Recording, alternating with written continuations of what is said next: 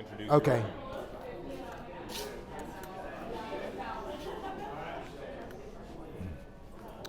How do I do this? Hello.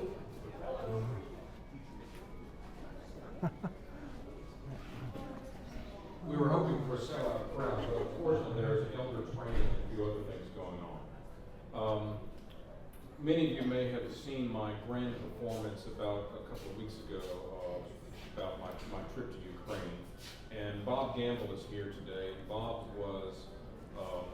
has been here many times under a different guise when he was working with children in Odessa. He's now working with families in Ismail, Ukraine, who were displaced from the war. Before I let Bob speak, though, I'd like to let Cindy Bush have a little bit of word here from Global Mission to tell us about their support of Bob's work. Yeah. No, just real quick, we have been supporting Bob for a number of years now. I'm not sure how many, long before I was I turned it on. involved with this. Make sure it's going. This year, we had a little bit of extra money that we found in the budget. Okay. And we couldn't think of a more needy cause at this point than Ukraine. So, Oh, Global Mission. thank you. Thank you for that. Thank you for that. You put this place someplace valuable.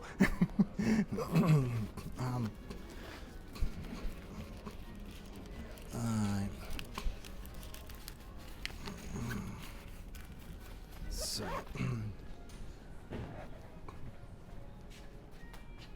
okay, so I'm going to begin with a video that's about 2.5 minutes long, and then I'll speak for about 10 minutes, and then we will bring our program manager on the screen, Olya Balaban,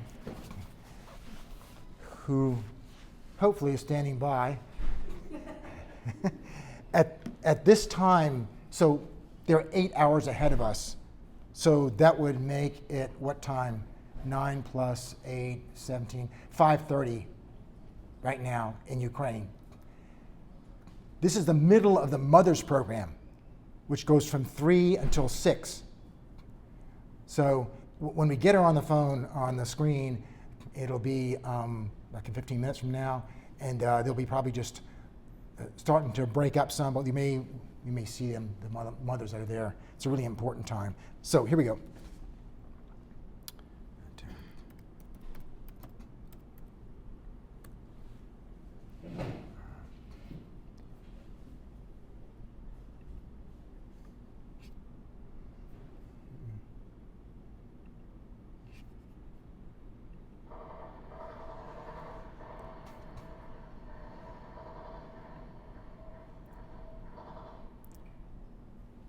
I don't know how to up this volume.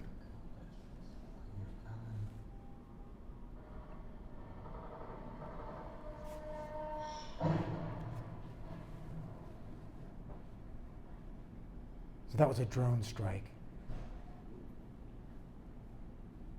What you just heard was the sound of AK-47s open fire on an incoming drone.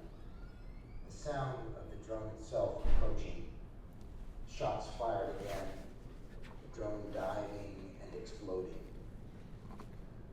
These are only a few of the sounds many of these children and mothers heard, and that's why they left homes in Kharkiv, Kherson, Mariupol, Nikolaev, Bakhmut, and other cities. Artillery fire, tanks, bombs, rockets, automatic weapons. Trauma is the word we use for what we are treating. We are open 7 days a week.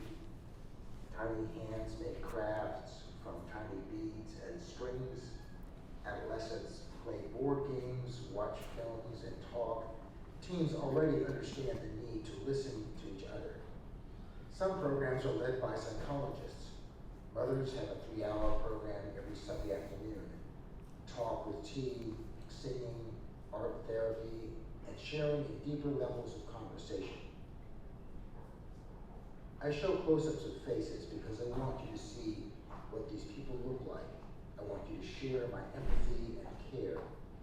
It isn't so much what we do as how we do it, and with what level of compassion that matters. People don't care about how much you know until they know how much you care.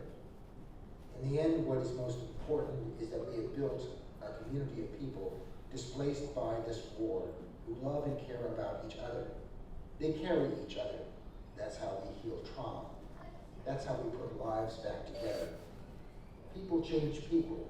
The power of faith, hope, and love.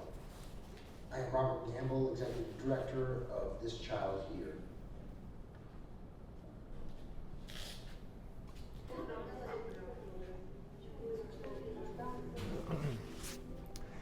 So this is our Mother's Program. If you look on the floor, you'll see some cards. They're called conversation cards. There's a painting on there that looks like Salvador Dali did it. You got to kind of like, what does this mean, and what does it mean to me? So it's a way to get them talking, and we usually go around the room 3 times with those cards. Before this, we've done some singing, some drinking tea together, playing games.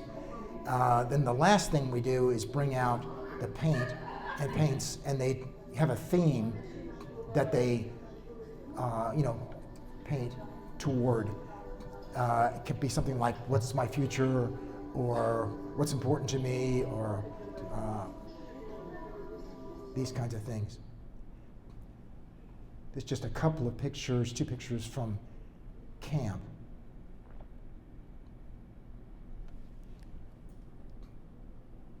So I'll just stop it there for a minute. So somebody asked me, actually it was Don Frampton, about that video. Was there a moment when you were afraid? And my first response to that question is, you never believe it'll be you. But in those last 5 seconds, this is what I noticed about myself. There isn't time to hate Mr. Putin, for example. There isn't really time to put together words you would say to people you love. I actually felt a moment of guilt. Not quite sure why. Then there's a kind of, dear God, then boom, and you made it. It's that strange and that quick. So Ukraine is a country that is defined by people waiting for drones, rockets and drones. The army's doing something different, but the people in Ukraine are waiting for drones.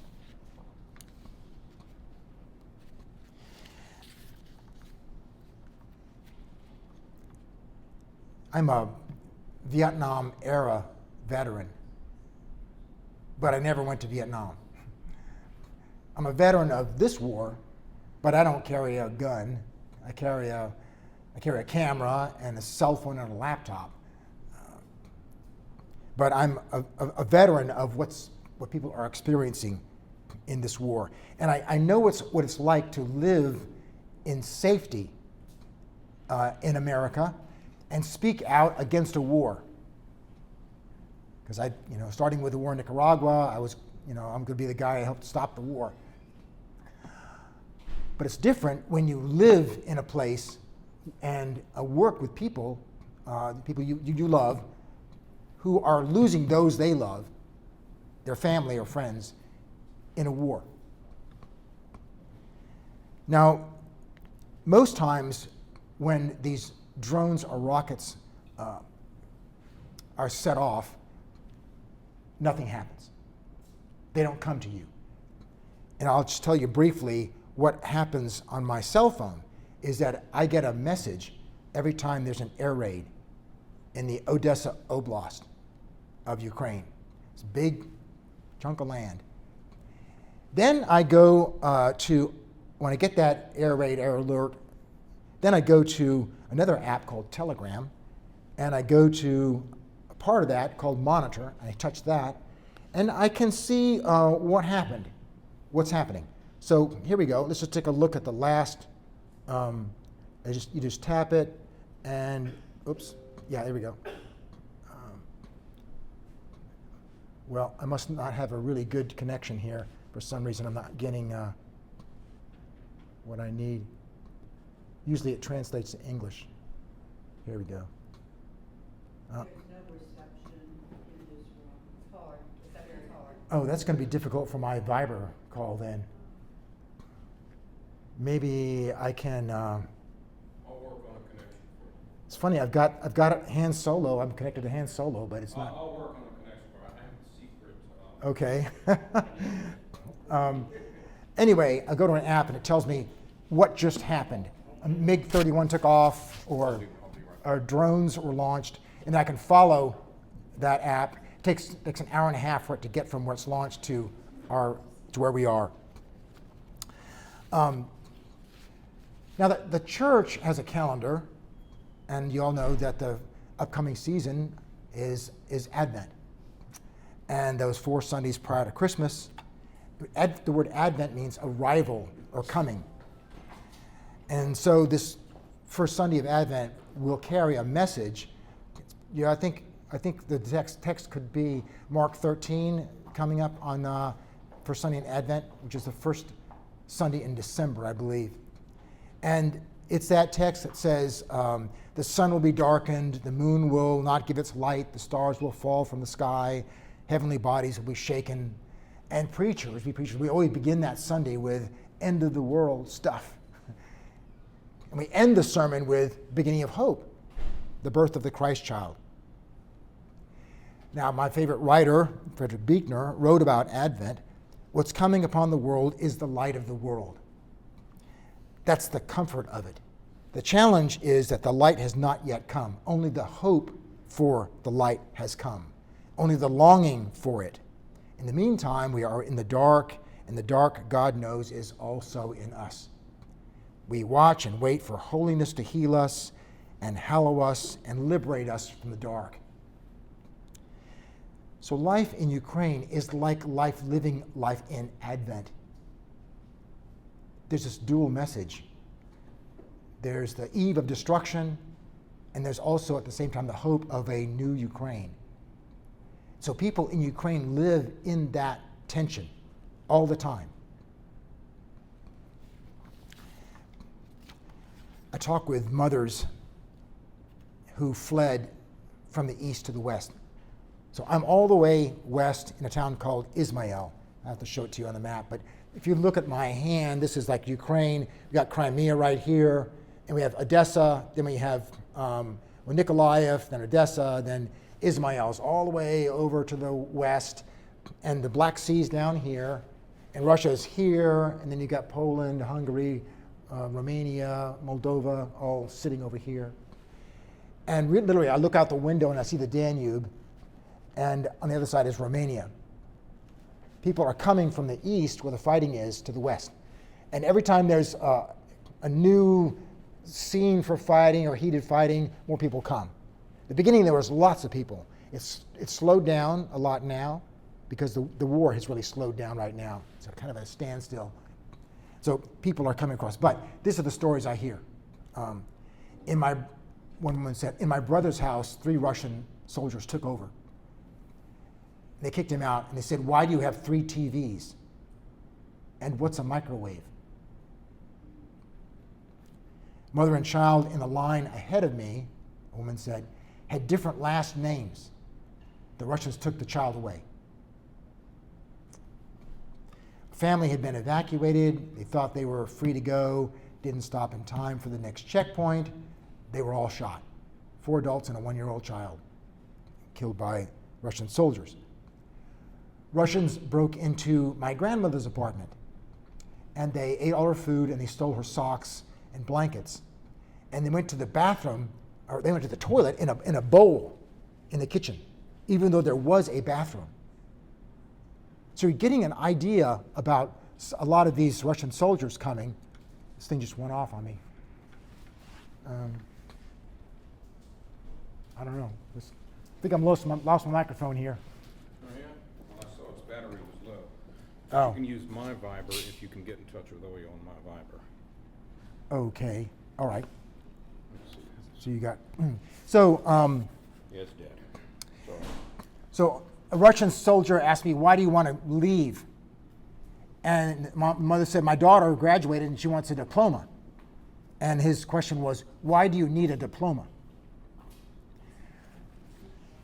When the Russians take over a city, they change the currency from the local hryvnia to the ruble. Some banks are closed. Russian banks are opened.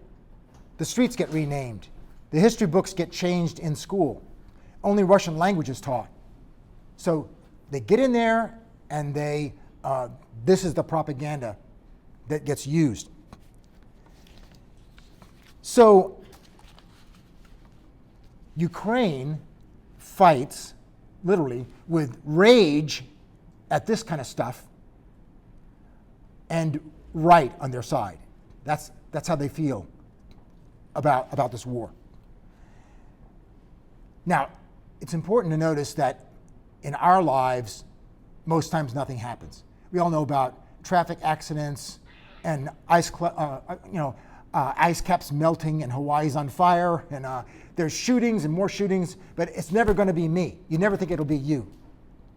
And Americans live with a kind of dull dread of these kinds of things on the one hand, and American optimism on the other hand.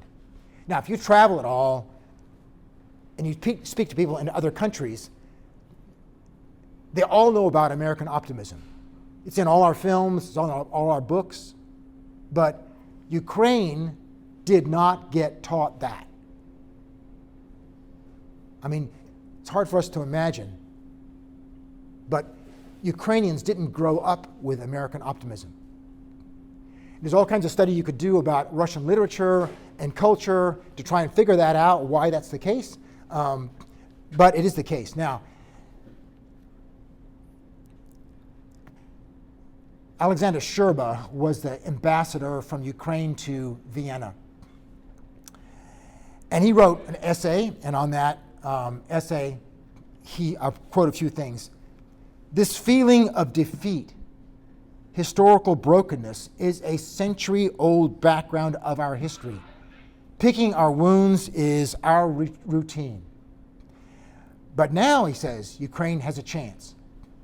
The war has already made us different, he writes. This epic drama, this heroic resistance of the Ukrainian David against the Russian Goliath has reminded people that there are things bigger than vanity. Good, evil. What do you think? Are we good? Ah, you're great. Yeah, and I've got Oya, and she's able to call in on this phone when it's... Okay, good. Man, I'll let you... Yeah, okay. Now just think about that for a second. What's it like to be a culture gripped by vanity and see things greater than vanity? Ukraine has already won, Sherba says, because Ukraine was not afraid of the power the whole world feared and fears, which is Russia, of course. It's right now, he concludes, that if you have the strength, don't sprinkle your head with ashes, grit your teeth and move forward. So he's speaking against a culture. If you can give me a hot spot on that, can you give me a hot spot on that? I don't know, but she's here. She's communicating with you. Well, I can't. Okay, yeah, but I can do a hot spot. Hang on. Give me a hot spot, Yeah. yeah. Or you Just just a you don't second. have. Just a second. Here's your hot spot. Oh, they're having a snowstorm over there. So she's home. Okay. Хорошо, подожди. Через 5 минут. Хорошо? So I think I can talk to her too. Now, the people that we see Okay, here's have, the hot spot. Password's gonna be there. okay. The people we see, they've seen the end of their world. I mean, they're not in Ismail they're there because they've lost their home. Either it's gone or the Russians occupy that part of the country or territory. And Red Cross, UNICEF, Caritas, they're all providing basic care to those families coming. And a lot of them are arriving in nice cars. These are middle-class people who never, ever had to rely on somebody giving them food. This is a shock for many of them. So we do some of that. Not on the scale that you get with Red Cross or UNICEF, but in other ways we go further than they do. There's a saying in the restaurant business. Y'all like this because y'all like restaurants, I'm sure. New Orleans. This is actually, Will Guardia wrote a book called Unreasonable Hospitality. He ran restaurants, Michelin restaurants in New York. And he says that service is black and white, but hospitality is color. And I think the same about ministry. Giving people what they need is service, but giving them more than they could have expected is ministry. So these families, displaced by the war, they come to town, they go to the city, and they sign in because they can get a stipend from the city because they're displaced. Then there's a sign on the wall. It says, if you want more help, call this number. It's Olia's cell phone. The woman hopefully will see, it's her cell phone. We meet them at the grocery store. We say, get what you want, we'll pay for it, with a certain limit to it. They get what they want. It's when their basket's full and they're grateful that we really start ministry. We offer them a new way of waiting in this war. And it begins not only with our embrace, but the embrace of other mothers and children also displaced by the war. All it takes for something extraordinary to happen is one person with enthusiasm. That's what Will Guidara says. Well, we have many. We have many. And the extraordinary thing that's happening is that mothers are falling in love with other mothers and their children. And children are falling in love with other children and their mothers. People are going to forget what you said and forget what you did, but they never forget the way you made them feel. And we are shaping the memories and the feelings these mothers and children are having of this war. When they look back at this war, this is what they'll remember.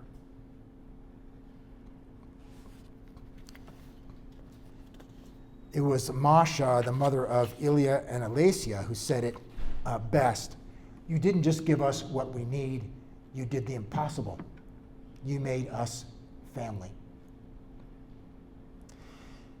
So let's get Olya on the screen, and I'll try this hotspot. Let's see. First of all, now,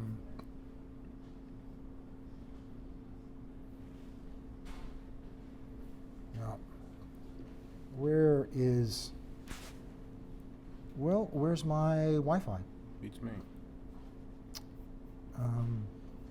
Let's try this.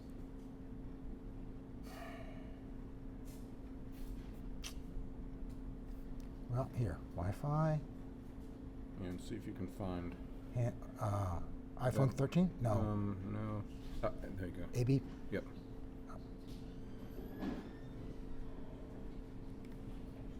Password. Let me see what it is. It's.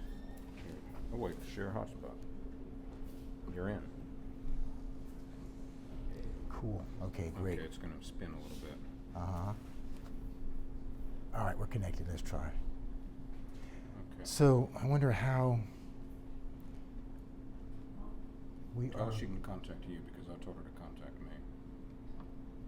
Oh, I'll just call her. Okay. No connectivity. Internet connections are necessary for that. Why do I not have it? Oh, it's going to this thing here. Oh, you don't want that. No, I know. Are the networks? Han Solo is it, and try Han Solo because it may come in. I've got the password to Han Solo. I just don't know what it is. I have the password to Han Solo also, but it's not getting me on the internet. Okay. You can't find me again? Let's see other.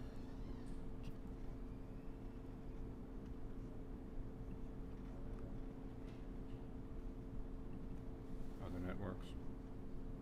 Mm-hmm.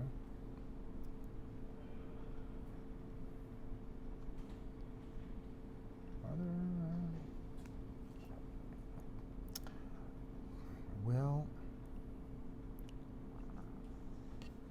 let's go up here again. What's it? It's looking for something here. Okay.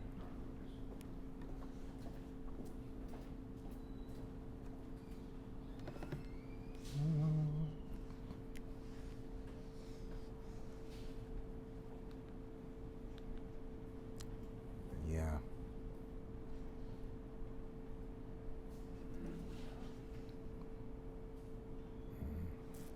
Come on, we got to do this. There's got to be a way to do this.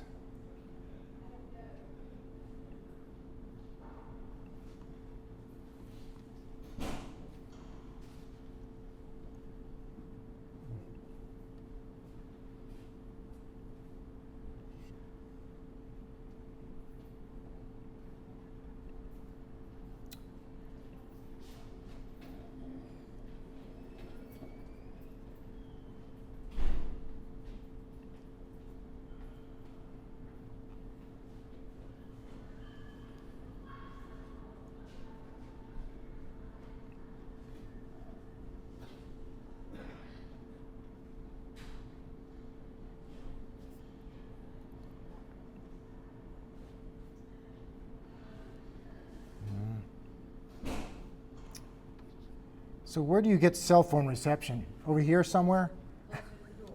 Closer to the door? I don't know if I can. Middle door? Try the middle door. The middle door, but I'm getting farther away from my, Okay. from my.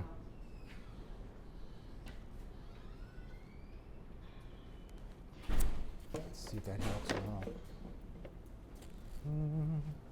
So did Anderson really have reception on his phone? Yeah, he's got a couple of bars there. Did he contact her on his phone? What am I? Not connected. I'll try again.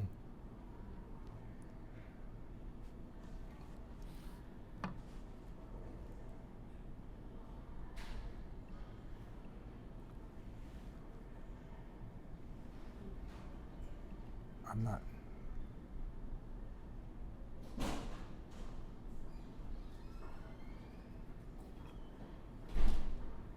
What do you think? What's that? Password to Han Solo. Oh, but I'm already on Han Solo. But That's all I got. but I can't. Is Han Solo 5G any better? Is it the same or different? Let's see if this is. If I'm able to do this.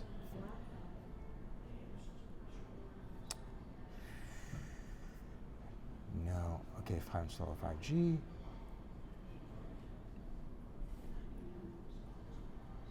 This is Here's your password. password. So K at M1K. Add again. Add Capital Z, capital Z E, E 2 exclamation. 2. Is that show Yeah, password? let's see what it looks K like. M1K Z E 2A.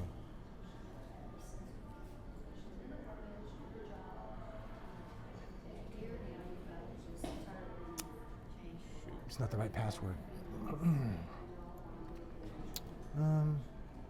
So, if we use your phone on Viber, Yep. try your phone on Viber. Let's see if I can get her on the screen. Let's see. Where's the Viber? So you want to hit this up here. This is all you. Mm-hmm. Hit that again. Go ahead, it's yours. Yeah. If your call is unavailable. Wow. Because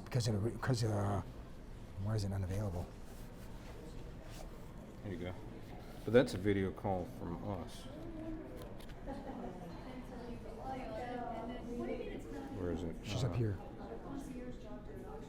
Try again. No, she try again. Call. Ah, there we go.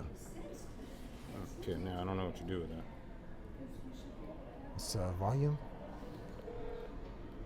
Yeah. Whoa. Да. Okay. Вот, это плохо звук.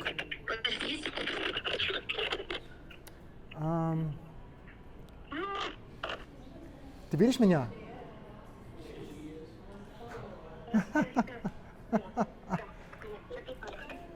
Wow. Should I? Привет. Should I stand over here? Is it better? Oh, yeah, that's a good idea. Yeah. Super. Thanks. Okay. Good. Хорошо. So, смотри, кто здесь? I just said take a look at who's here. So, oh, she's going to speak English. Oh yeah, nice to see you. So, что произошло сегодня? Like what happened today? Ну, сегодня we have something hurricane with snow. Down. A hurricane with snow. Сколько сантиметров? Ну, 10 centimeters snow, но strong wind, сильный ветер, Роберт. Ага. Очень сильный. Машины стоп, свет, электросити то есть, то нету. Проблема. Они So there's no electricity. They just cars have stopped traveling. So не был программ сегодня, да? That's наш центр. нельзя выходить из дома, надо быть дома. Uh-huh. Нет. So people are at home. Was not a program for us today, for Mother's Today. I'm sorry to hear that. So let me ask you what questions you might want to ask of her. What would you like to know? Do you have to carry lots of different kinds of currency around with you as you travel from country to country? Yes, I do. From Romania, он спросил, у нас есть нужно другой деньги для другой страны. Romania, Bulgaria, Ukraine. Yes, we do. You have to change money everywhere you go. Or you can use your credit card. Anywhere.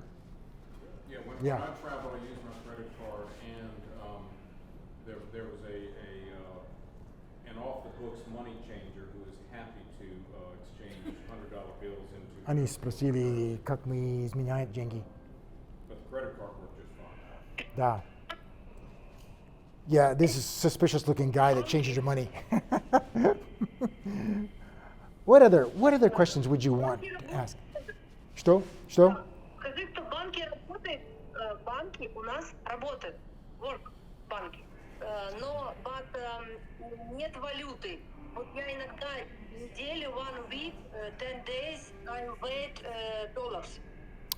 Okay, so the problem is I move money from my bank to a bank in Ukraine by just turn that volume down, yeah. I move money to a bank in Ukraine. But the problem is the bank doesn't always have dollars. So sometimes we wait a week visiting the bank till we get our dollars. Yeah. So that is a problem. Yeah. Well, how hard is it to transfer funds from your U.S. bank into a bank in Ukraine? It's not difficult. I use Wise Transfer. Okay. It's called. There's several different options to do that. And I found that to be the best one. It gets there sometimes quick, sometimes in 3 days. It all depends. But I just moved 3,000 yesterday, and we'll see when it gets there. Are the banks privately owned or owned by the country? They're privately owned. There's one bank that's closely aligned with the country called Privat Bank. But I stay clear of it because it's so darn busy all the time. I use OTP Bank, which is Hungarian. Yeah. Thank you. Yeah. Bob, could you ask Olya, if the mothers were gathered today, what would she be doing with the therapist or the Yeah. psychologist or whatever? Mhm. What would their program be? So, Оли, вопрос это, если был собрание мамы, что ты будешь делать, если был сегодня? На обычно программе, что мы делаем, наш программ? Если бы были сегодня, Да. очень интересную программу. Я рассказываю, как прошла неделя, что мы делали с детьми. Я хотела рассказать, что на музыкальном клубе мы на этой неделе сами записали песню, записали нашу Blue Morning. Подожди. So we have a music club where children are singing. Давай. Оли? И потом я хотела рассказать о том, что мы в январе студенты ехать. Слышно меня? Да, слышит, да. In January. Да, слышит. Я слышу. Я хотела сказать, что в январе мы поедем в зимний лагерь. Winter camp. So we're going to do what we call a winter camp, snow camp in January in Bulgaria. We've been doing summer camps, too, in Bulgaria in the summertime. This will be our first winter camp. Скажи, у нас программа для мамы. Я всегда внимательно, да, сейчас скажу, каждую встречу я внимательно слушаю мам. Every time we get together with the mothers, we eat something. Кому-то нужно купить одеяло. Sometimes we buy clothing for mothers and children. Про которые я там говорю. Ой. И сейчас у нас работают две программы. So we have two programs. Для детей или мама, да? Слышно меня? Wow. Well, you know, maybe our time would be. Norman, let me help for a second. Yeah. Because I've been to these programs on Sunday afternoons or Sunday evenings. It is very much like what our youth programs are here. And it's very much like what you can see in any American church of these children who have been taken into this community and are doing games and puzzles and pizza night and singing songs and whatever.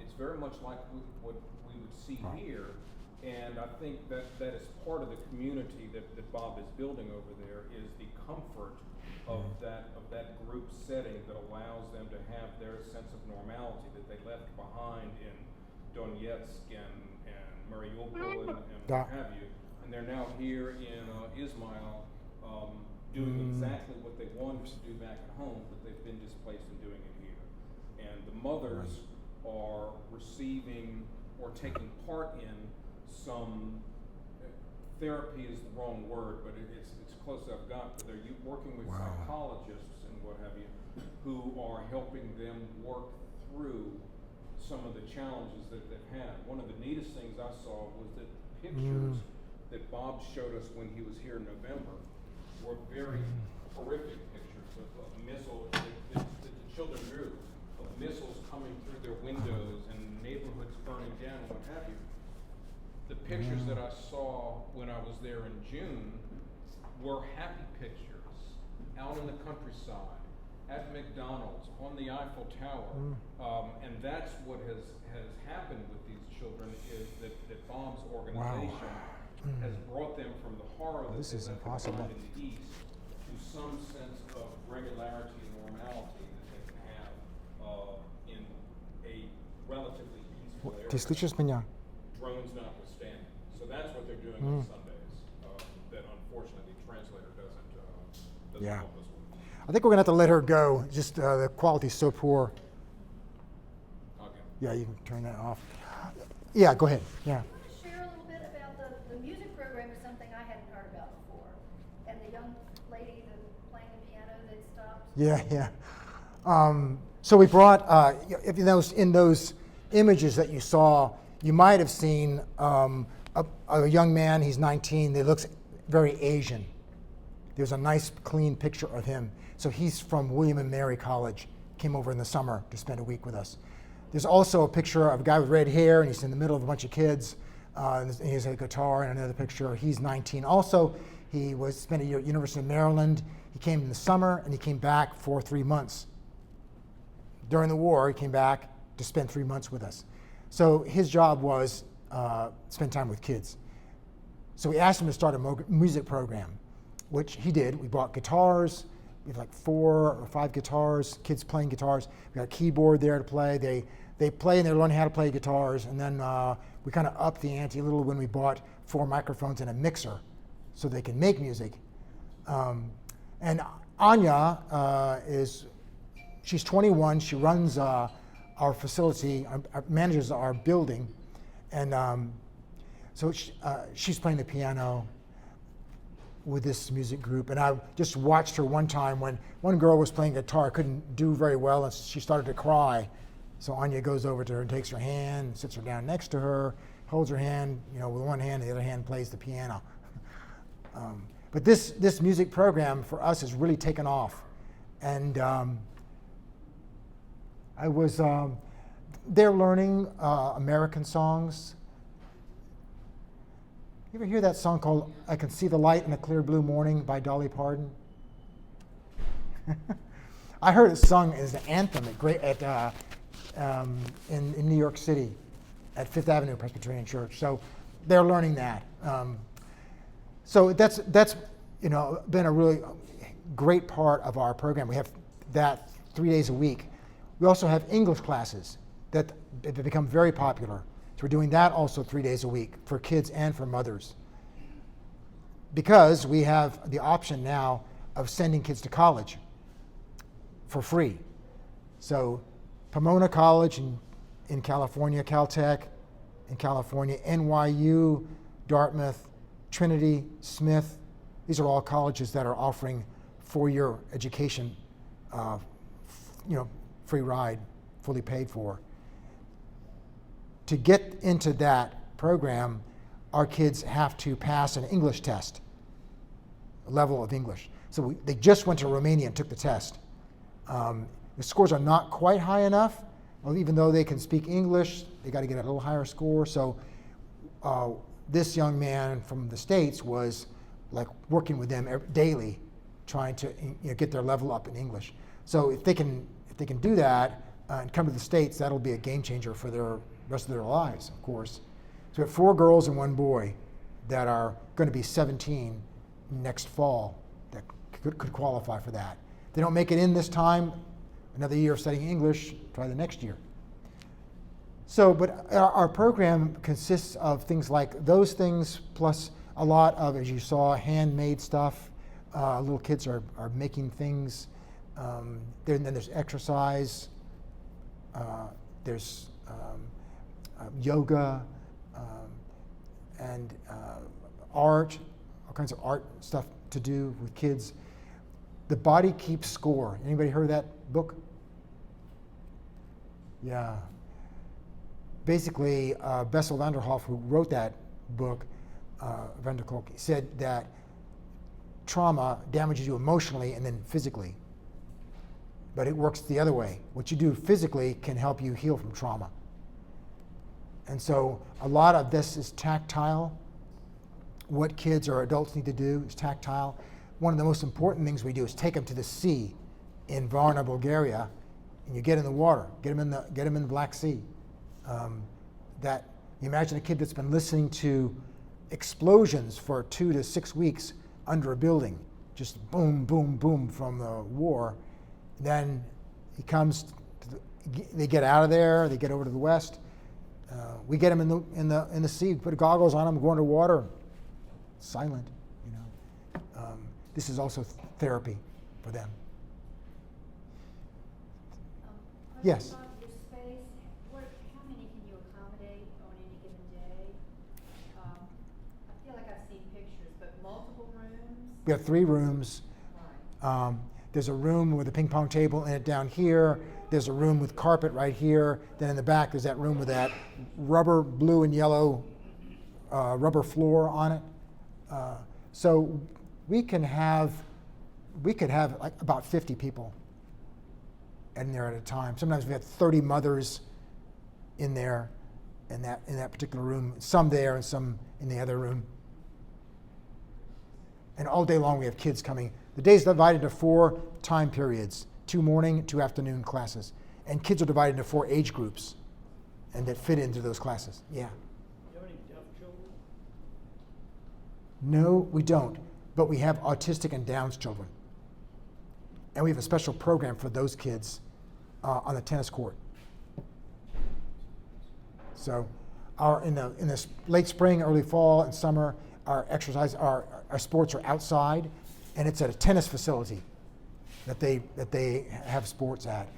Now it's inside in a gymnasium. So we rent space in the gymnasium of the university. Yeah. Are regular public schools part of their day at this point?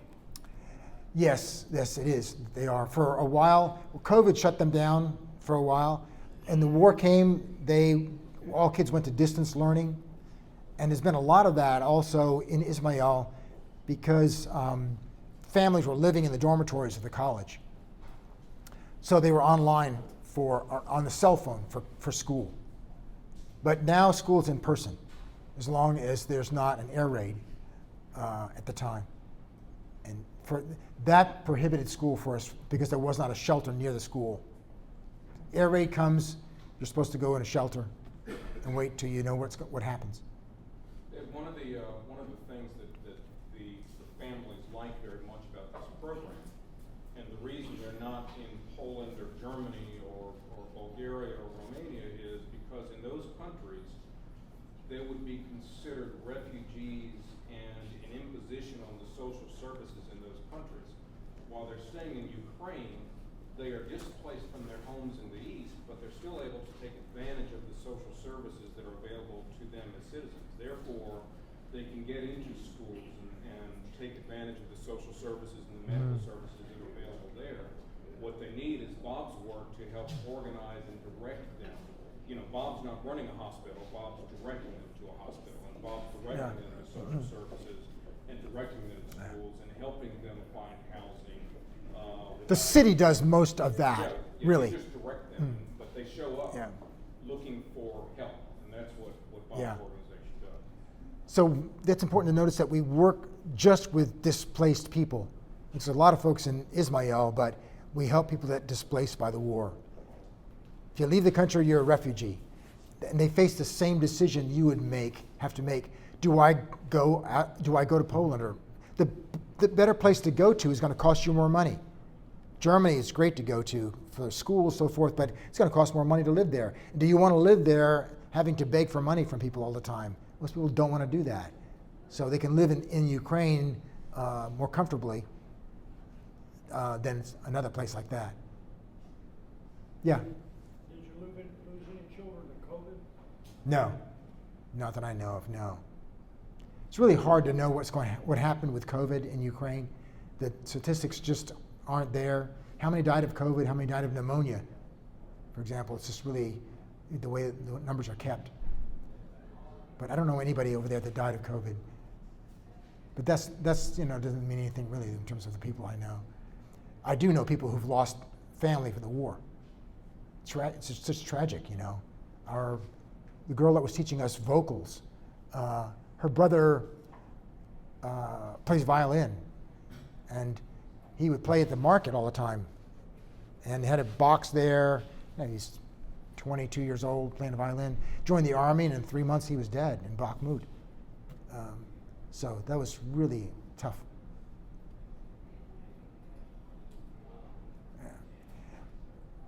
Well, I thank you all for being here. I hope that you can go to thischildhere.org, and if it's in your heart to support, that would be terrific.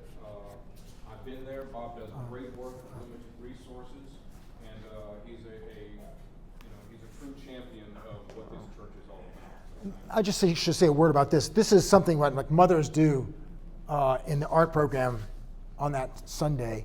This is, if you want to read any of these, I said to these mothers, what would you like to tell people in America? So here's their picture, and here's what they wrote.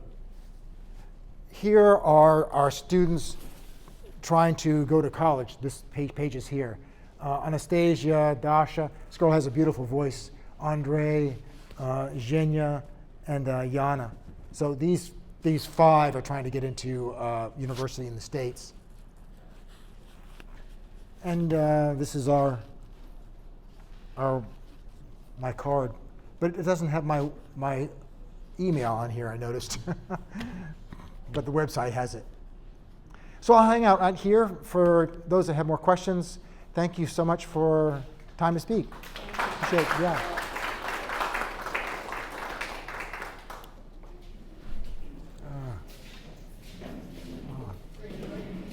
You here for a certain period of time? Where is your next stop? Are you regionally traveling? So or are you bouncing? This is the last lap of my trip. I have 1 more week to go in Atlanta. So I leave after church, after lunch today, drive to Atlanta. Okay. And then I'm there for a week. And then I preach in Northwest Church in Atlanta on next Sunday. And then I'll have a little time with my sons in Swannanoa, where I have a home. Before I go back December 21st. And recharge your batteries. Yeah. I mean, everybody has to. Yes. Yeah.